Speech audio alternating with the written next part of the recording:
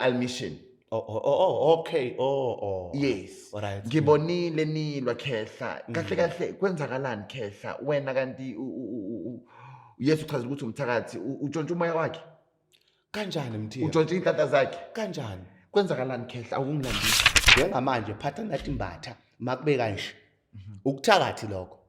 Nginalo nje ibutho engathi nje manje ngoba sila kudlala iradio lapha ingibangela umsindo ngishise ngithi manje shona kuleya radio lapha phatha nathi ngibangela umsindo shise leya radio ilishise futhi ukuthakathi ke lo ngizama ukuhlukanisa I'm listening. Yes. lokho ukuthi kuyahluka ukuthakathi ukuthi sikhuluma ngani ukuthakathi ukuthi njengamanje ngingathatha imithi ngifake amafutha wenhlwathi uyabona ngifake amafutha engengikwabize kodwa abantu bazothi ngiyabafundisa ngithathe amanyeva la wahlabayo wamatamati ngifake lezi zinto ngifaka nempanda eziwu5 ngibeke phansi ngithi wena ongifuna ngifile lokho hamba ungikhuluma kapha make weqala into zakho mayiphenduke noma make weqala mawulunywe yile ngathi ulunywa lesilwane uzobeke phenduka into ngathi iyakuluma noma uphenduke ngathi uyabhenyeka ukuthakathi lo Ndomandumane ngiyakuzwa impela ukhuluma ngomuthi nobuthakathi. Ndomandumane umfundisa ngithi wena.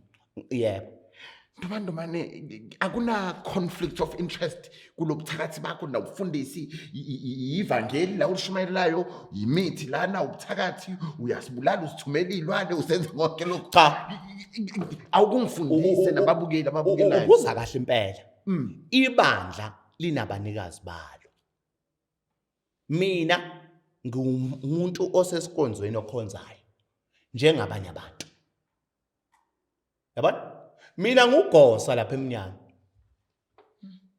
bakhona abafundisi esontweni noma ngiyifounder yebandla kodwa mina ngugosa lapha eminyango right foot lapha eminyango noma ngiright noma ngikwazi ukulungisa isimo esikhona esontweni ngiright ngoba ngisuke ngenza lento engisuke ngithunywe yona mangishumela izwi kubantu lokuphila ngisuke ngenzela ukuthi abantu babe nokuphila njengoba kuyibandla lomoya esikhonza kulona umsebenzi wami nomsebenzi walabantu abathe makube nebandla ukuthi belaphela abantu abazongena behlushwa umoya behlushwe izithunywa ezingavuka bahambe boyithwasa zingaphi iwona umsebenzi walelo bandla leyo ukuthi udile nalezo zinto lezo bephila abantu ilula Mthiya yes ilula yazi uzokwenza njani makubiza lento ngiyobe ngikhona ame 1 ngizobe ngikhona yeah ngizoyenza nawe senza ubize lokho noma abanye belaphi bese kuphuma yedwa la ayofihla something around yes it's fine let's prove we'll do it yes. do it let me just say to my munchies 2 munchies they need to be here it needs to happen here bese we can do it bese soyilanda okay sihleli la ozophuma hamba uyifihla manje hamba uyifihla sihleli la bese soyilanda kume namakhamera soyilanda challenge this is season 17 everything is possible so guys we definitely gonna do it I will let you know and whoever who wants to enter this challenge let's do it let's see against you guys you talk too much you know too much I can't ladies and gentlemen, welcome to another interesting episode of Munchies and Thoughts. Your host, Chef Pathanani Mbata. Hello everyone, welcome to another interesting episode of Munchies and Thoughts. My name is Pathanani, I am your chef. And of course, I've got my friend, you are back. ngisekhona You! indawo sekhala indawo Nduman, yimlo Triple One. gcila zabathakathi Eyaduma ezizweni, I don't know what. mhlaba wonke Ubuyaphi mara? ngikhona umsebenzi nje ongibambile ngiphansi phezulu Yazi mina ngithi sewangilahla. hawu ngeke ngilahle kusekhala ngisho inyanga ezingabongi kusekhala yabona ikhaya ungalikhohlwa Oh, la kusekhaya Nduman. ngisho inyanga ezifike la kusekhaya la Nduman. ekufuna Home is nazo where the hearts belong. kunjalo nje kuphila nje kuphela Mngani wami, let me not take a lot of your time. Ngicela ukuthi uzazise ngoba manje ayakhula ukukhula every day. yami. Ngicela nje ukuthi uzazise ukuthi ubani, ubuyaphi, udume ngani before we start. Kulabo nje abangakwazi abazobe bekubona namhlanje la ngoba ngisho ukuthi cha sikhule kakhulu Facebook, TikTok, YouTube, Instagram, yonke indawo. Ngicela uzazise ke lapha. Asibingelele-ke emakhaya, sibingelele bonke abantu ababuka le show njengamanje. Umkhudlamini eGoli eThembisa, umgcilaza abathakathi. I-10-111 Nkosi yomhlahlo phansi eGoli eThembisa Ivory Park. Umuntu nje oyidumele ngomhlahlo ophinde futhi asebenza abantu, umuntu futhi olaphayo othwasisayo futhi umoya ithunywa idlozi, umuntu futhi onebandla ngaphansi kwezithunywa zeJerusalem la ngiphethe khona. Ame Archbishop yithunywa zeJerusalem Apostolic Church in Zion eThembisa branch, eyesibili branch sinayo eThokoza. La sisuke silapha khona into eyimimoya abantu abahlushwa izithunywa oyimoya. Yimi loyo ke Nkosi yami, akekho omunye, ngingumthakathi nje. Ungumthakathi. Ngiyithakathela Nkosi yami. Akukho kunye. Khetha lami ungumthakathi futhi unebandla. Angithi uma ngiyebandleni ngisuke ngiyokholwa kuNkulunkulu. Okay. Ngiyocelela into zami, ngicelele konke ngikusuke ngikufuna. Ngoba uNkulunkulu ke usuke enikeza umuntu nanoma yini asuka ayifuna. Ngokwenhlanhla ke ngoba mina ngakhuliswa umthakathi ekhaya ngikhulu. Ngakhula kanzima edlozini, ngakhula kanzima emoyeni. Ngikhule nje umuthi usetshenziswa from ekhaya. So ngikhule nje ukuthi yonke into engiyibukayo njengamanje ukuthi lesigubhu lesengisibuka la yini engakhanda ngayo umuthi ngalesigubhu. Njengoba sihleli la yini engakhanda ngayo umuthi, njengoba sihleli nawe la ngakhandani la. Usufuna ukukhanda nami manje. Ngiyabekisa nje. Example nje ngibekise into encane nje Mthiya. Akithi la kugcwala inyanga ezifika la. Uma ngafike nje la ngiyicoshela izibi lapha ya, ngiyokhanda into yami eyisidonco. Makaqala ukukhuluma la kodwa ama client eza kumina. Kodwa singayilapho Mthiya. Hayi ungayenzi lonto leyo. Bukela bamakhaya usichazile ukuthi ungubani. Abanye benu niyamazi uNdumandumane u10-111 ngoba bechazile ukuthi kusekhaya la. Nkosi yami. And home, it's where the heart belongs. Baningi vele bazilelana noma sebehambile abanye kodwa ikhaya ilapho inhliziyo ikhona. And ngishilo ngathi season 17 kuningi kuyabuya. Anyway, mngani wami sike sakhuluma nawe efonini. Ngibonile einkundleni zokuxhumana before nje siqhubeka kakhulu silokho ezobe sikhuluma ngakho. Ngifuna nje ukuthi ungiphendule imibuzane engizokubuza wona. Ngibonile einkundleni zokuxhumana ulwa lapha yana nomunye that person is a manchi. Yes. Almission. Okay. Yes. Alright. Ngibonile nilwa Khehla. Kahle kwenzakalani Khehla? Wena kanti Yesu chaza ukuthi umthakathi utshontsha umoya wakhe. Kanjani Mthiya? Utshontsha inhlata zakhe. Kanjani? Kwenzakalani Khehla? Awungilandisi. Mthiya, uhlangana kanjani wena nalomfana lona nazo zonke lezi zinto lezi ezenzakele? Uhlangana kanjani Khehla? Cha, ngizochaza nje ukuthi umfana wafika kumina esigodlweni. Ezofuna usizo. And I'm one umuntu omsizile. Okay. Ngamsiza. And if you go even ku TikTok uyasho ukuthi ngamsiza. Ngakhipha into ngafaka into. Le angasasayisho ukuthi wayizoyifunani. Lo ufikile esigodlweni wazofuna usizo, ngamsiza. And then ehamba nomngane wakhe. Ngamlapha futhi kahle, ngahamba ngomlahla lento ekhambe ekhuluma ngayo. Ekungasiyona futhi angabatshela abantu iqiniso. Okay, ngitshela iqiniso ke wena. Akabatshela abantu iqiniso. Okay. Okuyilona phakathi kwesimo sento empilo yakhe. Okay. Yena into ekwenza ukuthi umqondo wakhe manje uyaphithana. The reason umqondo wakhe ungathi uyagula ekhanda. Hayi ukuthi wenziwa yini, wenziwa izinto yena azenza. Uyabona? Mthiya, I will try to solve this guy kakhulu, yabo. Ngimbona like usuhamba ama podcast kodwa lokho efaka inyanga phakathi. But akasho ukuthi lenyanga ifakayo imsize kangakanani. Ubani lenyanga leyuwe? Ukhuluma ngodlamini 10-111. Tshela ababukeli bami. Yeah. One, ukhuluma ngokuthi ushadiswe nento le whatever nememedi eqamba amanga. Slime khuluma amanga. Yimina engiphethe yonke into. Yimina ngangimsiza. Kuyimanje into esemhluphekisayo. Ungikweleda imali engango 10,000 rand. Angayikhokhanga esigodlweni. Wakhokha 6,000 rand. 10,000 rand wacede lapho wadla phansi uthe ima izinto zakho zihamba ziba right waba umuntu engathi usuyabaleka yabona mina ngihambile ngawo umlahla isithwalo owayesithathile under developership mina ngihamba ngawo umlahla ngabuya ngaphinde ngamhlambulula ngambuyisa phezulu kwesimo sento ezilitho ngambuyisa phezulu kwesimo sento ezidala part kwesimo sento ezimpilo yakhe ayitheli him ngamtshela ukuthi wena emqondweni ngeke uphinde ube right because wena wenze imfihlo wenza ivumelwano wenza ama sacrifice ngempilo yakho awukwazi ukuthi uzophinda ubuyele on the normal stage akaphili kahle emqondweni not ukuthi akaphili ngalendlela ukuthi noma uhleli naye ukukhuluma kwakhe uyamuzwa ukuthi lo muntu no akaphile emqondweni like umqondo wakhe akaphili the reason ukuthi ngize ngimtshele ngangifuna ukuthi aphile lokho kwangempela ukuthi alapheke ubuyisa umqondo wakhe so into ayenzile la kumina uza uyangikweleda uyabaleka and then mangikweleda ebaleka mina umsebenzi wami njengomuntu oyinyanga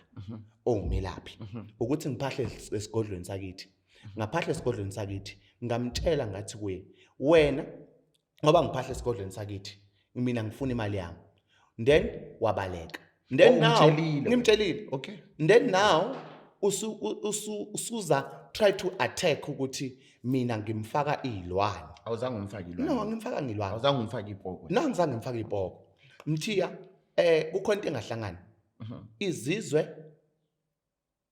nemamlambo yale moya ayihlangani yabona ngeke sihlanganise into eyodwa engahlangani okay yabo but yena into emshayile ushaya ukuthi mina ngiphahlile edlozeni ngatshela abanikazi bomsebenzi ngatshela umathafathafa ukuthi nangu phela usuthathile wahamba waye umuntu ngathi akasenzi into emhluphekisayo umthiya nansi uhambe wafika wathola into yokuphila esigodlweni wavuma emva kokuthi bangimbulale ngesimo sokuthi ngimkhiphe lento ekumi ngase ngimthe qiniso ngathi lalela ke usazohlupheka lento busithola hayi ukuthi wena sisazophinde ibuye ngalendlela bokungayo ngakhona wena usazohlupheka and ekuhluphekeni kwakho kuzokhosa ukuthi manje uqale wenze ezinye indlela zokuthi hluphe wabuza ukuthi yini ongangisiza ngayo ngathi mina kuwena ukuthi ufunani wathi ufuna into ezisilwane azosebenza ngokubheja usebenza ngokubheja was not working akasebenzi akasinyanga futhi akasibholofiti akasilutho nje uqale ngokuqola abantu on TikTok wajoinisa abantu ngama-1000 rand ukuthi abantu uzobanikeza 2 numbers ukuthi bebheje bewini bakhokha abantu ama-1000 rand yabona abe one umuntu bekamsiza and then ngimzama ukumqinisa ukuthi yonke lento le ishabalala yabona yaphela leyo nto leyo kwa TikTok njengoba seqhamuka ngokuthi ushade nememedi aqamba amanga ushade kuphi nememedi uyaze laphi memedi unenzuzo uyaze laphi inzuzo yini inzuzo aqamba amanga uthi uyinyanga manje uqambela abantu abanye manje ngapho uyakweleta ngapho ukhuluma into engasiyona mina into engiyisho umthiya mina ngaphahla edlozeni lakithi ngatshela abanikazi bomsebenzi ukuthi uhambe wathatha into yokuphila la ekhaya akasafuni manje ukuze akhokhe imali la ekhaya then anibona ukuthi nenza njani ngabe ngiqhubeka nomsebenzi so basically manje yonke lento eyenzakala kuyena abantu bakini abaphethe umsebenzi abamenza ukuthi go through whatever that he's going through ushaya yithonga lokuthatha imisebenzi bese angafuni ukuyikhokhela okay ngicela ukubuza la uma ingeza azokukhokhela le mali le eshodayo uzokhona ukuthi abe right izinto zakhe ivuleke if angeza azokhokha le mali eshodayo ngizofike futhi ngimthathe ngimphahlise edlozeni ngimcelele bese ngimhlambulula into zakhe zawuvuleka angeke ngixabane because I think manje uma ngibheka kuma social media kuningi okukhulunyiwe entomantomane umngani wami siyakhuluma efonini nawubonile and the day ungifonela ungitshela ngale ndaba le kwakumele ngikulalele njengomuntu esiphilisana naye and wonke umuntu so ngifuna ukwazi la mina ngifuna sibe ne solution ngemina nawe mngani wami ngiyazi usho ukuthi umthakathi and what so uma ingeza lo muntu lona it's okay ngizokhokha imali le ungakhona ukuthi umsize because ngikuzwile uma uthi angeke asizakale ndawo bewuchaza ukuthini bengimchazela ukuthi izivumelwane sami naye nemfihlo ayithathile esigodlweni akufani ukuthi uzoya kabani athi ufuna usizo ngeke akwazi kuzokosa ukuthi lo sizo lo alivumelane wenza sacrifice wezimfihlo zakhe phambi kwesimo sokuthi mina naye sivumelane samphahlisa samcelela samnikeza inhlanhlandlela phakathi kwesimo sento empilo yakhe. Do you know ukuthi after that uhamba khuluma ukuthi after suka kumina zange sizakala I'm one to call the friend. I have a proof namanje la. Call the friend, confess friend wakho ukuthi after suke kumina ubamba imali engango 300 and something thousand. Yabona kwahlula u10,000 ukubuyisela kwadla mina. Into engingayisho Mthiya i1 ukuthi mina ngisiza abantu. Ngilapha abantu. Ngihlalela lapha yana emkhukhwini. Nginendawo futhi engihlala kuyo. I'm proud ukuthi la ngisiza khona abantu ngoba ngijaha ngempilo ngifuna impilo ephuthumayo. So if azokwazi ukuzibeka phansi ethobe ngiyomsiza atawuthi ukuthi ngikuhambe ngikhuluma noma ngenzeni ngiyomsiza into eyenza ukuthi Mthiya ngize ngifike la namhlanje ukuthi uyena ongiqale wangena ku social media waze waprovoke ukuthi aziveze igama lami bengeke ngikhulume lutho bengizofa nje nayo lento ngize ngikhulume but client always is right kodwa when esecala athi mention igama lami say case lelo and serious case. Wow. I was not going to do this ngikwenze because ngiyakwazi siyakhuluma naye bengimemile ukuthi abe khona namhlanje unfortunately akaphilanga kahle ngisimo sempilo Ngosiyami kodwa akuhluphi ngoba sizoba ne TikTok live uyazi ukuthi after mangiqeda ukushootha my episode out ngiba nama TikTok live la kuzokhulunywa khona and you know ke akuliwa lapha nje sikhuluma kahle nama manje zamanye yakhona ukuthi abuze imibuzo and all those kind of things. Okay Khehla lami ngifuna ukwazi lana ke uchazile ukuthi umuntu onesonto. Yes Khehla since ubuthakathi indlela ubumnyama right? Angifuni ukuyibeka kanjalo. Okay. Ngoba ukuthakatha kuhlukile. Cela ukuthi usichazele ke. Uma ngufaka imanje irazor ngugcaba ukuthakathi lokho. Okay. Ngicela uhlukanisa ababukeli bami. Yeah, kumile manje la kulo. Sesiyakhuluma ke manje ezami indaba manje. Yeah, phela Mthiya uma umuntu umfaka irazor umgcaba. Usum add ezinye izinto. Okay. Esesivusa phezulu kwesimo sento umzimba wakhe. Okay. Mangithi sibam masingangeni wena mawudutshulo. Ngifaka izinto ezilwane engizoyivusa iphili yakwena ezizovimba inhlava ukuthi ingangeni kwena. Ukuthakathi lokho. Okay. Uma ngithi kuwe ngithatha umuthi ngikwenzisa ukuthi phezulu kwesimo sento empilo yakho sibreak inhlanhla kuwena engihambe yangavuleki ubuthakathi lokho engikwenza kuwena. Uma ngizovula inhlanhla kuwena wenza ubuthakathi ngenkani kanti wena inhlanhla wena ayidalelwanga kuwena ngenza ubuthakathi. Oh, okay. Uma ufika mina uzofuna isithwane ufuna isigubhu ubuthakathi lobo. Uma ufuna uzofuna into yokuphila ubuthakathi lobo. Uma ngizokufaka nje irazor ukuthakatha lokho kuhlukile ke ukuthakatha. Wena lokubuzayo kwendle eminyama ukuthi ngigibele imfene ebusuku ngiyofika kamzini kwabani ngifike ngithumela izinto ukuthi ngibiza igama lakho ngithi njengamanje phatha nathi imbatha makube kanje ukuthakathi lokho. Nginalo nje ibutho engathi nje manje ngoba sila kudlala iradio lapha ngibangela umsindo ngishise ngithi manje shona kule radio lapha phatha nathi ngibangela umsindo shise le radio ilishise futhi ukuthakathi ke lo ngizama ukuhlukanisela ukuthakathi. I'm listening. Yes. Lokho ukuthi kuyahluka ukuthakathi ukuthi sikhuluma ngani.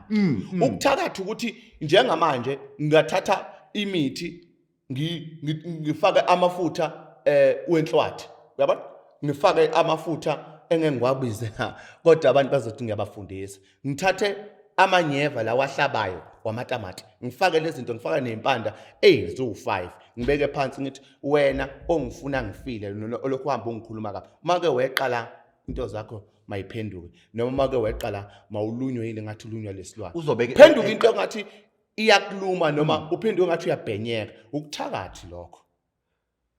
Mawuthi wena ongiloyayo or wena ufuna ukuthi ngife umuke weqala kuma kuthi lo muntu ofuna ukuthi ufe ule eNatal wena ula eGoli uzokweqa kanjani? lalela ke mthiyo okuthakathi njengoba ngisho ukuthi singakuhlukanisa kaningi uyazi ukuthi ifoni njengoba uyibona ngiyakwazi ukuyigcoba le foni le Okay. ibe imvuthu ngigaye yonke ibe imvuthu Okay. ngivuse le foni ngenza umlingo engizowenza kuwena immediately wena uqala uphatha ifoni kwena engizobe ngiyithumele kuwena noma ngizobe ngikufonela ngenza ubuthakathi bami la ngithi manje make wabamba le foni umqondo wakhe mawulahleke angaphinde ezwe make nje wathi hello shayi ubuthakathi lo Okay, okay. and nakho kunye inhlabathi lo inyathelayo uma uguqula inhlabathi uyifaka umuthi ubese uyikhulumisa noma ngathi ukuphi kodwa umhlabathi uyawunyathela kusho into engiyithumela kwena iyathumela ifike yenze esuke yenze kanjalo kodwa kudepend ukuthi umuthi osuke uwukha uthenge Faraday noma uthenge kuphi noma uhambe wawuka ngoba umuthi unosiko lokwenza into esuke yenzeka phezu kwesimo somuntu. Tell me more. Awukwazi ukuthi njengokuba mangiyokwakha mangiyothenga umuthi eFaraday mangiyothenga mangiyogubha umuthi akufani namandla wawo awafani. Ngikhuluma nje ngento ejulile manje. Why amandla angafani? Why amandla angafani? Yes. Lo osukuthenga Why kungafani nje? lo osukuthenga umuthi usuke umuthi osuke unegama elifana negama osuke uligubha kodwa isiko elenziwe kulomuthi wena ulazi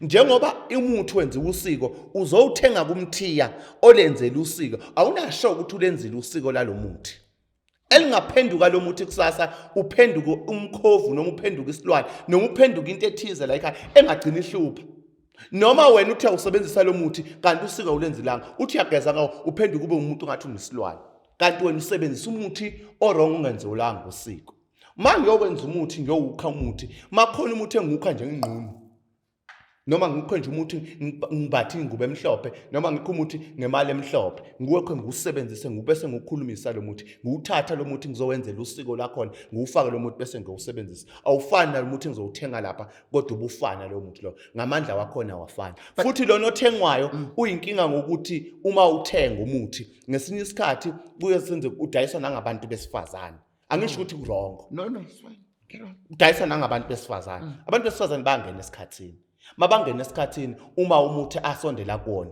umuthi lapho wenza njani uma utheneka amandla yabona so umuthi mawuthenga endaweni zako Faraday noma komona ngibuye ngikuthenge ngibuye nawo ngoba ngisuke ngenawo ngaleso sikhathi bese ngiwuvusa kabusha ngubisele egameni lokuba ngivusa ngwenzela usiko sengenza abakithi ubuthakathi engafundiswa bona. So wena awucabanga ukuthi mina uma ngizosuka ngiyokwakha labantu abahamba bokho imithi bese benikeza or beyidayisela abantu abasebenza whoever la endaweni zemithi oFaraday, don't you think ukuthi bona basuke sebelenzile usiko uma bezokuthatha bekuse Faraday usiko sebelenzile already or nawe moya uthenga iFaraday kusamele wenze usiko futhi? Angithi ke mthiya ke wena ungwaka Mbatha wakambatha ngwaka Dlamini angikwazi ukusebenzisa ubulongo bakambatha kaDlamini inkomo ingekho. Ngifuna ukuthi awukwazi ukusebenzisa usiko lwakomunye umuzi wena elakini ungalenzanga. kodwa mose nama client enothengisela imithi Mas ukuthengisa umuthi ngisuke sengenze umkhuba wakithi ukuthi wena ngoba uzofuna usizo la ekhaya ukusebenzele ngalendlela ekusuke sengenze ngawo ngawuvusa ngalendlela ekusuke ngivusa ngayo.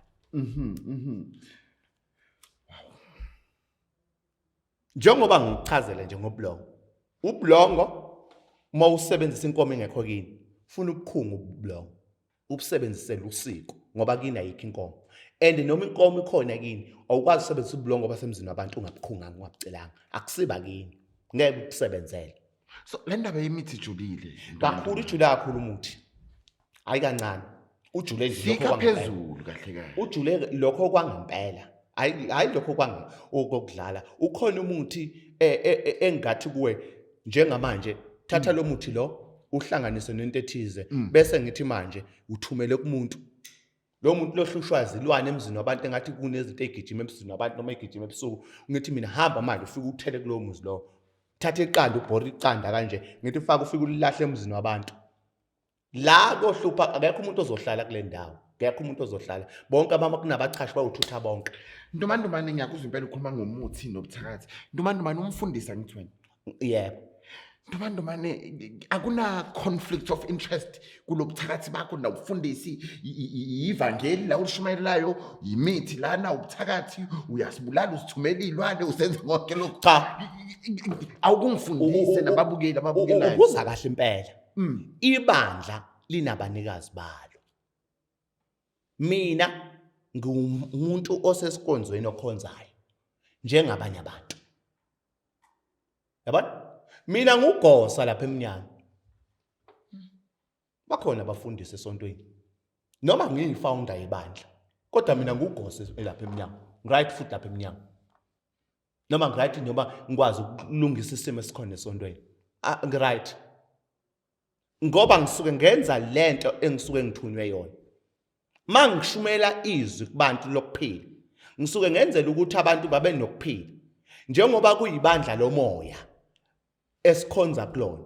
Umsebenzi wami nomsebenzi walabantu abathe makube nebandla ukuthi belaphela abantu abazongena behlushwa umoya, behlushwe izithunywa ezingavuka bahambe boyithwasa zingaphi. Iwona umsebenzi walelo bandla leyo ukuthi udile nalezo zinto lezo. Bephile bephila abantu kuphela. So ntombazane ebandleni kunabazalwane. Yebo. And bayakwazi khehlo ukuthi uwenza izinto eziningi ufake neimpondo. Yebo. Bathini nje it's me nje ngifuna ukwazi bathini ngoba uyakhuluma namanje ukuthi umthakathi bazokuzwa and all those kind of things. Kuthini kubona ukuthi kunogosa or ufounder ye church owenza lezi zinto lezi I'm sorry to say izokungcola. Ya ubuza kahle Mthiya. Angithi ufuna ukuthi umuntu akwazi Yes siyafundisa la uma umuntu ubiziwe noma ubizelwe entweni phezulu kwesimo sento ekusuke uphiwe yona. Ayifani nento osuke uyisusela ekhanda. Ibandla angizange ngasusela ekhanda. Lafika nesiprofeto negama lakhona. Nesembatho sakhona. Makufika ibandla kose ngiqhubeke nomsebenzi.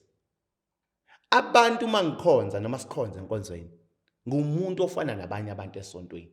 Ngithandaza nje nangabanye abantu futhi ngiyakhuleka. Ngikhuleka kuphakama isithunywa kumuntu. Anginayo into engiyi-edile emzimbeni. Angifakanga ngisho into ezilwane zokuhlola. Lento isegazini. Ukukhulumisa amanzi lawa ngaguqule amanzi ngenza into engifuna ukuthi iyenze phezulu kwesimo sento empilo yakho. Usebenzisa amanzi for 3 days. Qhaqeka into zakho. Ufike enkonzweni. Into eyisiphiwo kumina. Mangiphuma enkonzweni, ngingena esigodlweni, ngenza umsebenzi wasesigodlweni. Angibizelwe wona. Engawuthathalanga kuba mhlambe for joke. Ziningi izinto engibhezi ngazo. Kube ngathi ngawuthatha lo msebenzi nginikeze omunye umuntu. Ngiqhubeke nezinto zami zomhlaba. Kodwa ngoba ngisuke ngibeziwe, angina choice. Okay khehla lapha esigodlweni khehla kunezinto eziningi zokubulala, zokulahlela, zokulanda and what and ukhulume ngesithunywa which uthi kuvuka isithunywa now naso isithunywa right. Ngiqale ngaso. Khehla isithunywa siyahlala endaweni engcolile. Isithunywa ziyahluka ithunywa. Okay. Mthiya. Singena lapha impela engifuna singene khona. Ithunywa ziyahluka. Because remember last time you bewuzama ukusichaza but azange siqede. So ungasichaza ke futhi manje. Ithunywa ziyahluka Mthiya. Ayifani. But ungakhohlwa futhi nombuzo engikubuzile. Lokuthi isithunywa siyahlala endaweni engcolile. Yes qhubeka. Ithunywa azifani Mthiya. Ukuhlala kwesithunywa endaweni engcolile. Kusuke kuyinto okuba wena isithunywa sisuke sikuphethe noma esisuke sikongamela. Wongamela isithunywa esinjani? Kunabantu abangahlangani nomuthi. Abangahlangani nezinto ezithunywa ezinjani engcolile. Lo muntu loyo akawuthinti uvela umuthi, akasondele emthini. Oh. Lo kodwa unesithunywa. Okay. Ikhona ke manje into eseyenziwa ngabantu. La kulento ezithunywa. Kunesithunywa sokuganga. Oh. Ukuthi umuntu nje isithunywa sakhe nje siyaganga. Mangakubambela inhliziyo into zakho ziyobheda, into zakho zizomoshakala, into zakho ngeyiphinde ilunge. Uthandane nomuntu onjalo ongowesifazane akubambe inhliziyo ekukhethe athi into zakho ngayiphinde ilungu until uzuhlale kuyena uzoyoxolisa. Thothi lo mntwana unemoya yethunya. Kuneyithunya zasemkhathini ezisebenza ngomuntu. Kuneyithunya zenkazimulo. Njengoba izithunya zehluka, kunethunya singathinti ukuganga. Eyisithumo somuntu osuke esebenza ngokuthi mina ngingumthandazi. The most ngingumthandazi ngikhulekela abantu ukuthi into zabo zilunge. Lo muntu lo suka nesithunya senkazimulo ukuthi isithunya sami sikhulekela ukuthi abantu ngibafisele okuhle ngaso sonke isikhathi. Kodwa umuntu onesithunywa wasaqala sathinta umuthi akasasinasi isithunywa lesi senkazimulo. Usunesithunya esithize sasekhaya ekuthiwa isithunya sasedlozini. Lo sokubese efaka ubuhlali. Lo muntu loyo isithunya sakhe siyahlangana nokuganga. Siyahlala endwane ezingcolile ngoba uyakwazi ukuthi isithunywa sakho unezindumba ezihlukile. Unendumba, kunendawo yokuthandaza. Uma unendumba, unendawo yokuthandaza. Akusiyona indumba le, indawo yokuthandaza. Endaweni yokuthandaza yila ukhulekela sakhona abantu nesithunywa senkazimulo. Uma unesimo sento futhi neladi lokusebenza ngabantu, yila usuke uphatha khona umuthi. Uma uphuma kule ndumba engapha, ekusuke sekuba yiladi lokuthandazela abantu, uyahlambuluka before uzongena ngapha emthini. Yingakho uzothola izinyanga zinezigodlo ezintathu noma ezo4 noma ezo5. Sekuhluka ukuthi different department ukuthi lesesani. Kusho ukuthi isithunywa lembuzo wakho ukuthi isithunywa sikhona isithunywa esihlala endaweni sokungcola sokuthakatha ukuthi makakhuleka la kulesithunywa sakhe indlela akhuleka ngayo ukhulekela ukuthi wena into zakho zingahambi kahle. Ukhulekela ukuthi wena lo muthi makazokhulumisa kubreakeke lento afuna ukuthi yenzeke futhi. Athatha amanzi athi njengamanje uzibani wakabani phezulu kwesimo sanankamanzi makwenza ukuthize phezulu kwesimo sento empilo yakhe kungalungi lutho. Isithunywa esisuke sisebenza phezulu kwesimo sento empilo yakhe kulowo muntu lo unesithunywa sobuthakathi. Unethunya ezongakwena. Angazi ngazokwazi abangiphethe. Lo mbuzo ngibuza wona ufana nokuthi yini inzuzo. Umbuzo engakutshela wona engakuphendula wena uthi inzuza angeke into engayikhuluma noma bese ngiyikhuluma la manje into engadida abantu abaningi yabona asingakhulumi ngento kanjalo ngoba uma singathiwa sikhuluma ngenzuzo ngeke ngikwazi ukukhuluma ngoba ngine bindering thize engengikwazi ukuyikhuluma phambi kwabantu noma social media ngezizathu ezithize. Okay, no, I respect that. Okay, phela umuntu onenzuzo akahamba akhuluma umuntu unenzuzo. Qamba amanga lo muntu lo. Mina ngiyasikhela. Ngelinye ilanga sojula ukuthi kokosa ukuthi ngicele ecala. Ukuthi yini lento esikhuluma ngayo? Sikhuluma ngento ehluke kakhulu eyingozi. Abanikazi bayo bathule. Akekho ke wafika la azokhuluma ngayo. Kusakhuluma nzo ngabethu. Okay. No kahle bengifuna nje ukwazi ukuthi kahle because ngiyengizwe but ngiyabonga ukuthi uchazile ukuthi bethi isithunywa into ehlambuluke kakhulu. Ekuhlambuleni kakhulu Kodwa ke bengakaze ngichazeleke ngendlela oqeda ukuyichaza ngakhona ukuthi okay kanti kunazi ithunywa zokuganga lezi ke izoyithola endaweni engcolile kube nezithunywa zenhlambuluko zenkazimulo ezasemkhathini usonzwaba nomkhobolwane isithunywa sonyawo isithunywa selanga isithunywa senkazimulo isithunywa saphezulu ithunywa leso. Okay, tell me Kehla, isithunywa siyathwaselwa njengedlozi or asicale la mthi? Okay, sikhuluma ngasiphi isithunywa ngoba into eshaya abantu abaningi no ayithi the nice thing into emnandi ukuthi wena ula. Yes, so and remember ukuthi mina ngibuza imibuzo angazi. Okay, so wena isithunywa esingathwaselwa sikhona esingathwaselwa esingathwaselwa. Okay, that's one. Yes. Okay, esithwaselwayo ke sona sikhona isithunywa esithwaselayo. Okay, educate my manches. Yes, isithunywa esithwaselwayo yisithunywa lesi esihamba nobudlozi kuwena. Okay. Lo muntu loyo ufuna exlaphe kuwena ngamagobongo ngoba unedlozi lento ezithunywa. Yingakho ekugcineni lo muntu loyo uhambe alungisa isithunywa egqineni ayothwasa amukela umsebenzi wedlozi aphinde amukela umsebenzi wethunywa. Bahlukile ke labo bantu labo. Akafani nalomuntu othi mina ngizogijima intaba ngithandaze kwehla umoya.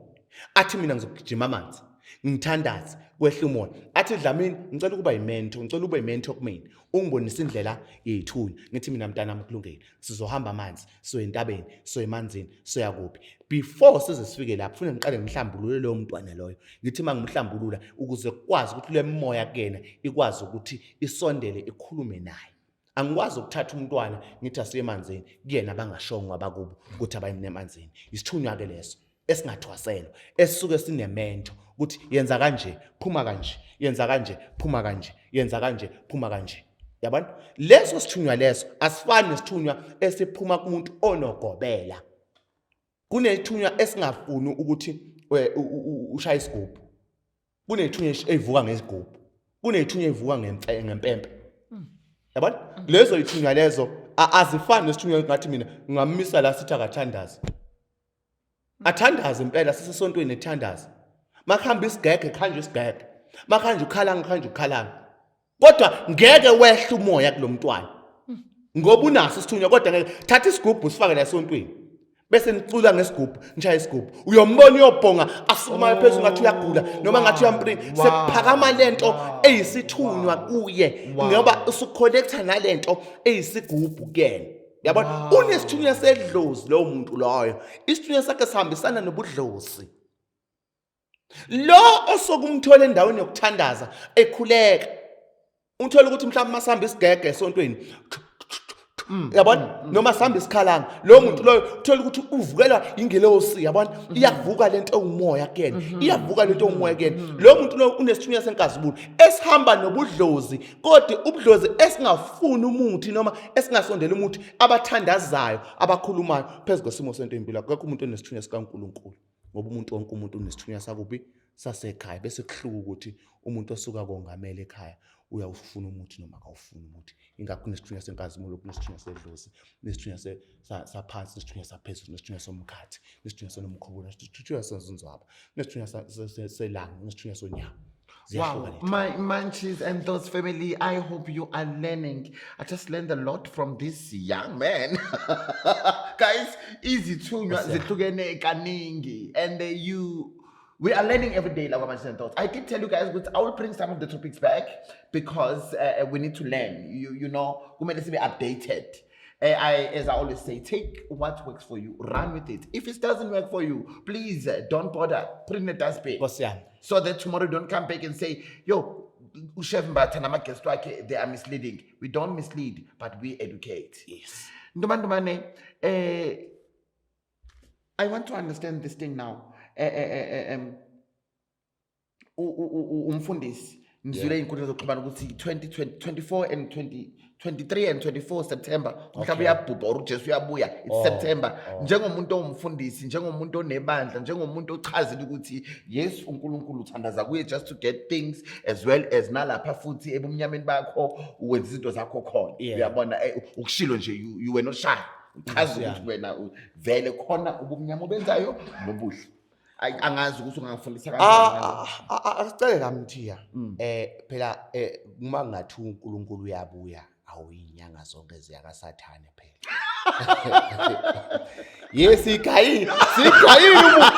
Sigayile ilwane zabantu sawufika sithini ezulwini. Jesus Christ, yeah, Sawufika sithini ezulwini. Uyabo so uthi wena uNkulunkulu bakabuya ke 23 neke 24 nina niyahamba niyalapha engazikhona. Siyakasathane sonke siyohiswa ngoba phela sigayile yasigayile yona sikaNkulunkulu phela. Sagaya zinyoka, sagaya amathambo, sagaya inkukhu, sanqamla inkukhu emanzini, sageza abantu, abanye sabathwalisa. Sawuthini ezulwini makathiwa ngempela lento iyenze. Kodwa ke funny thing sike mthiya njengenkosi yomhlahla into engekho.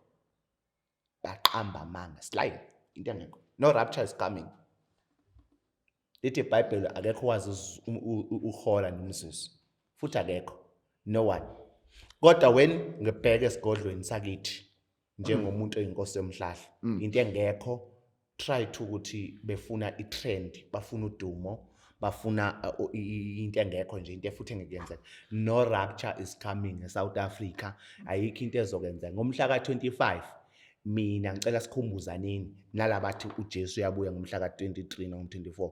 Ayinto engekho mthiya. Into nje singahamba sithi nje Nkosi yami lobe libale legoli ngomhla ka-23 nangomhla ka-24. Nothing is happening. Dlala nje ngathi abantu nje abayibhorekele ngoba Nkosi yami angaze emasontweni sekunjani. Yabona? Abangasisukeli ngoba umoya siyawulalela. Akekho wazi izuzu nomhora noma isikhathi asikafiki. Nakekho futhi owazi isikhathi ukuthi siyofika nini. And uma ngathiwa isikhathi siyofika, awangazi Nkosi yami enyangeni nezangoma zoba yinjesu Nkosi yami. Khetha lami ngiyaklibe ngikuzwa manje uthi wena inkosi yomhlahlo. Yini umhlahlo? Wabuza enye topic mthiya. Nkosi yami. Umhlahlo mthiya kusuke kuyinto osuke kuyisiphiwo kuwe esisuke sihamba nento izidalwa zakini. Umhlahlo la sikhuluma khona into njengoba injalo.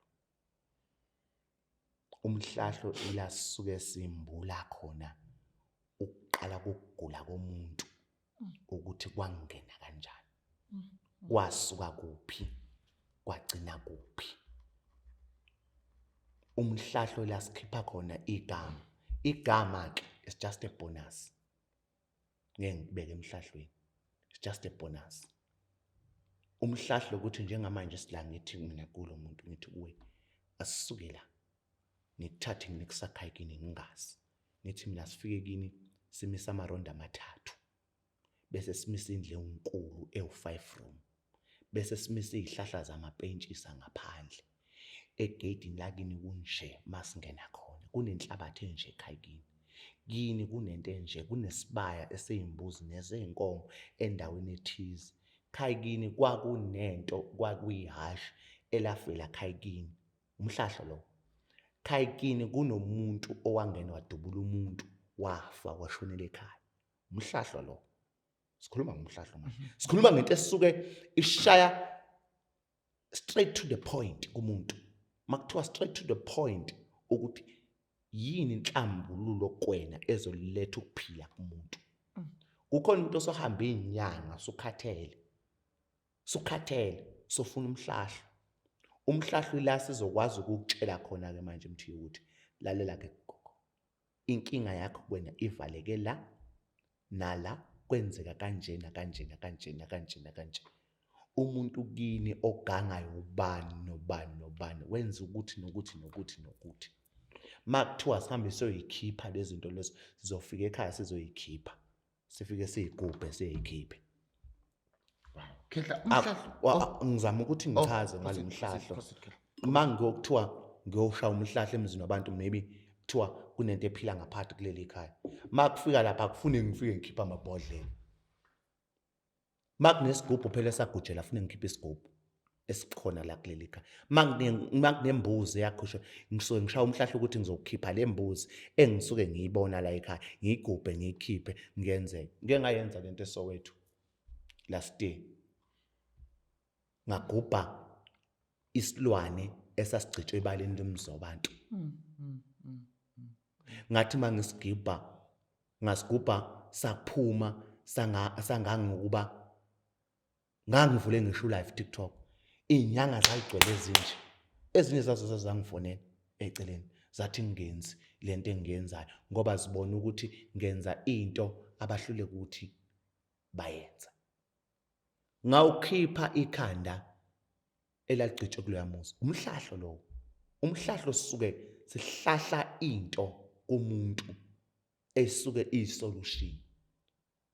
Ukuhlukanisa inhloko nesixhanxa. Ukhetha umhlahlo nokufemba kuyafana? Mthiya ke ukufemba kuhlukile. Okay. Kodwa kucishe kufana. Okay. Ngoba umuntu osuke efemba usuke ekhuluma nawe entweni esuke iphila kwena. Nalokufemba kuyahluka ngithi. Kukhona umuntu osuke efemba idlozi lomuntu. Khona umuntu ofemba ukugula kwakho. Kucishe kufane kodwa akufani. Yabona? Okay. Njengomuntu uma kuthiwa uyafemba. Masikhuluma ngomuntu ofembayo manje. Sizongena sizofemba kaDlamini. Mangiqala ngibakhulumisa labantu abafembayo kaDlamini. Phezulu kwesimo sokuthi wena uzofemba la ekhaya. Ukuze ubone isigebengu neqola nomuntu oqamba amanga. Ufuna uhlukanise la. Uma kuqala ufemba, umuntu wakho nama kafemba ukukhipha ukugula kuwena noma into esikuwena. Uzokufemba akhiphe lento ahambise kuwena le shobe elincane nesigubhu sakho enze lento esuka yenza. Kodwa lona osuke ethi uvusa idlozi lakini lizokhuluma. Mangifemba la, fune mangithi kuwe sengikhona.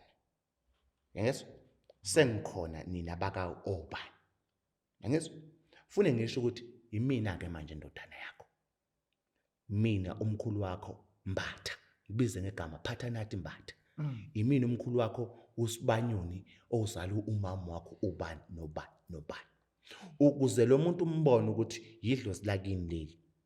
Alikwazi idlozi uma ulifemba liqhamuke selikutshela ukuthi ukhala ngani ndodana. Mawumbuza akafuni ukuduba, uyaduba uyabaleka uyahamba. Iqola lesangoma noma iqola lenyanga lenza leyo nto. Oh, one of my friend, Smart Makhosi, we on live and then ngokufemba and then bayasikhohlisa cause siyafemba umuntu akhuluma mara mawumbuza ukuthi usho ukuthi phela kwenzakalani kumele ngizizana athi uyahamba uyaduba. It's going back what you say. Exactly.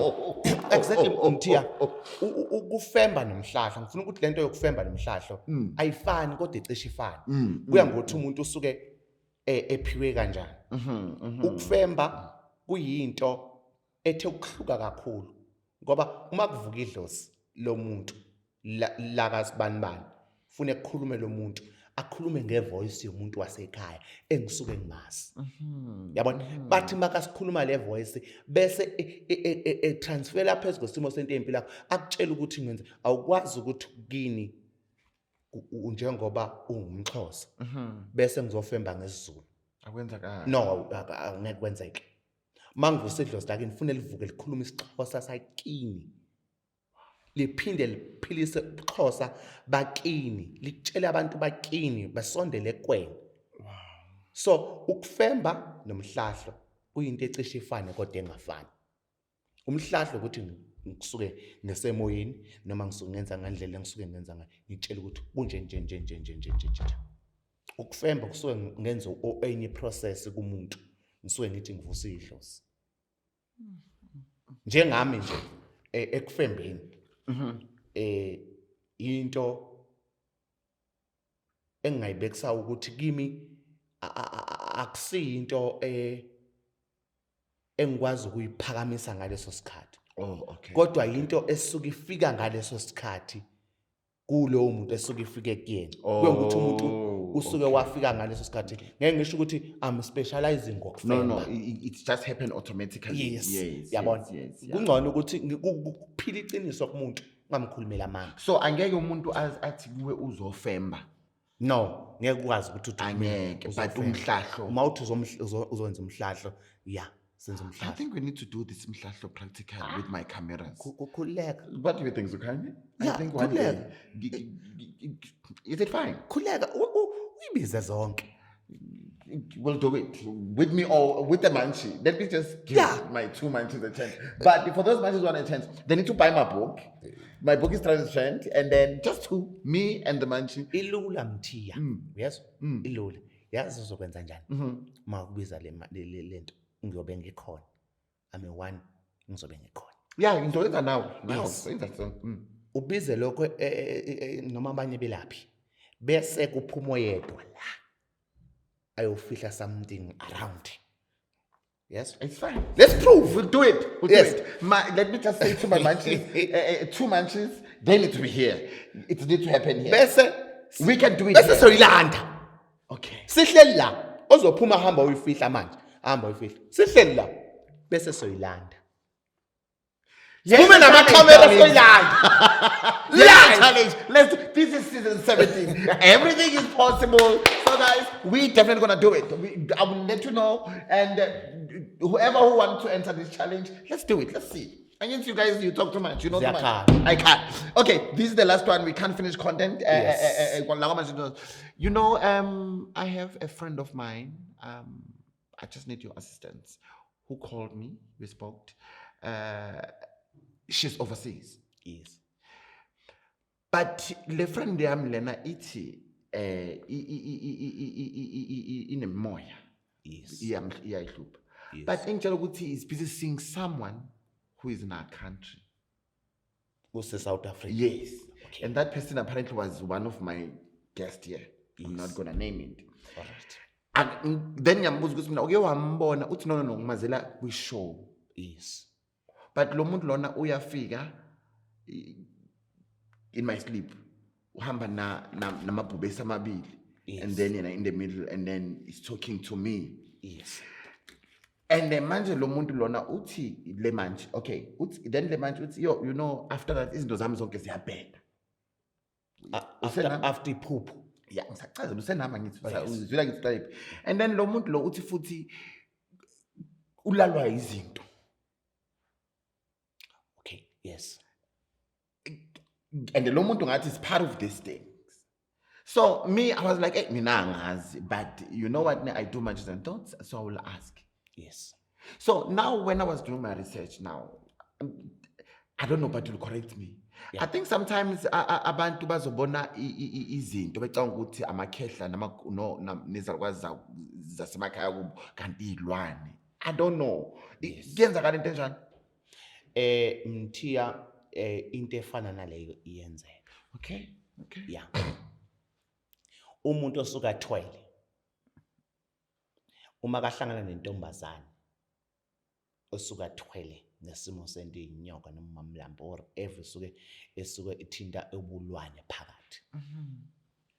Uyakwazi ukuvusa umuntu wakini ethuneni afike nawe athi nansi indoda yakho, this is your man, sinikezwa yithina mathonga akini. Usuke kwenziwe yilowo muntu loyo ngoba afuna ukukwina kuwena, asekwasebenzisa inhlanhla ephila kuwena noma suka kubonile ukuthi wena unenhlanhla engakanani phezu kwesimo sento empilo yakho. Kuyenzeka lokho, kuyenzeka lento, kulula ukuthi umuntu ayenze leyo nto leyo because usuke operate kuwena. Because umuntu osuke akude njengoba uchaza ngalo muntu ochaza ngaye, enga-understandanga ukuthi bayake bakhuluma yini. Okay, yes. Because lo muntu lo. Nakho-ke. Okay. Asibuyele I emuva. need this clip, yes. Asibuyele emuva. Uma bake bakhuluma, kungenzeka. Lapho ephushe. No, over the phone. No. Abakazi bakhuluma. Abagazi, because that person wanna come to South Africa and see that person. Now. Okay. The problem ke Mthiya, umuntu uyakwazi ukusetshenzwa ngesithombe. Ngoba ithombe sigcwele yonke indawo nje ko Facebook, ko YouTube, ko Umuntu uyakwazi ukusetshenziswa ngonyawo alinyathele phansi. Okay. Ngilithakatha unyawo lakhe libole. Umuntu uyakwazi ukusetshenziswa ngesithombe, senze izinto ngesithombe. So kungenzeka Mthiya ukuthi lo ophupho munye oyinyanga, lo nyanga uyamazi lo ngento zakhe, because Mthiya abelaphi noma thina abelaphi sineimfihlo zethu. And uthola ukuthi uma emazi uyakwazi ukukhuluma naye lo muntu and uyakwazi ukulala nalo yamuntu bangakazi mbathi ingubo kodwa amlala ephushweni.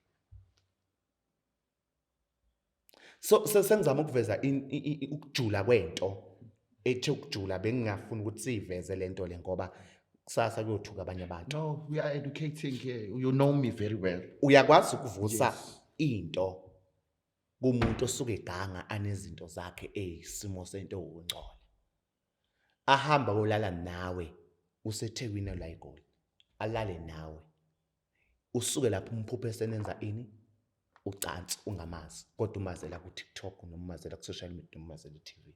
Okay, fine. And kuyenzakala futhi ukuthi ngibe ngiboniswa wena, ngibe angikwazi, ngibe ngiboniswa wena even futhi ngicine ngicabanga ukuthi hey, maybe usizo ngizothola lapha ya. Angithi ke icala lapho ke Mthiya uma kuyinto esuke iboniswa yena lo muntu leyo ngaleso sikhathi phezu kwesimo sento empilo yakhe qale ejule kuqala kodwa ngoba usuveza lolu daba lolu lo muntu okhuluma ngaye une problem qala akusasuyena kunezinto esesiphila kuyena ezizimsebenzisayo ezimenza abe yilento abe yile ndlela asuke enza ngayo akusasuyena umqondo wakhe uyaphithana wothi mawukhuluma naye njengoba sikhuluma manje wothi mawukhuluma ndikutshela imfihlo ke manje sengikushayela umhlahlo Ngishayela umhlahlo.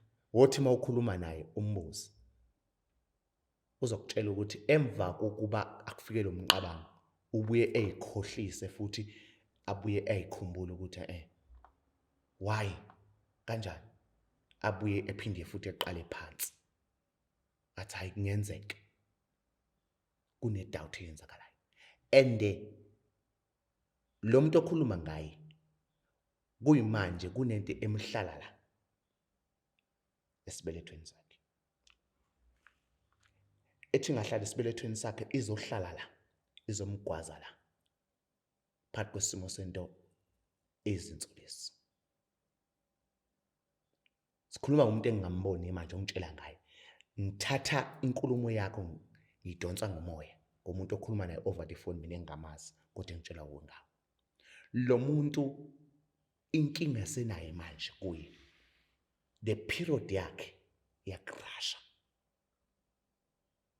ngoba lento ifika kuyena ngesikhathi sasebusuku 1 to 2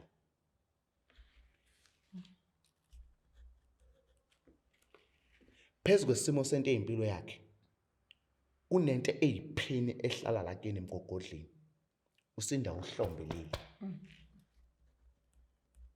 phezu kwesimo sento empilo yakhe ithi ngamsinda lento bese ngesinye isikhathi uma kaphupha before uzoqala ukuphupha uzophupha izinto eziyimpi ukulwa kuqala before waphupha lento bese yamlala ngoba lento iza ngesimo sento kuyena engathi iba silwane bese iza ngathi ubona umuntu wakubo noma ubona ugogo noma ubone bese yashintsha lento ephushweni iphinde ngathi bese imenza into okulala i-discharge yakhe phezu kwesimo sento empilo lomntwana ihamba ishintsha manje ingathi ba amanzi ngathi icala ukuba nesimele kodwa phezu kwesimo sento empilo yakhe kunento emhlala la izoshaya isiphangalisi phezu kwesimo sento empilo yakhe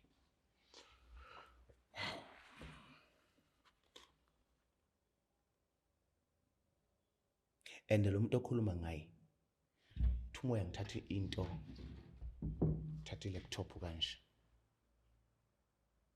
kusebenzisa i-laptop bese ngithi amehlo akhe ayalimala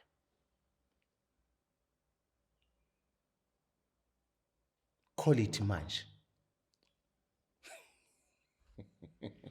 On that note, it's a wrap. Goodbye, darlings. Thank you. It's a wrap. Bye. thank you Wow.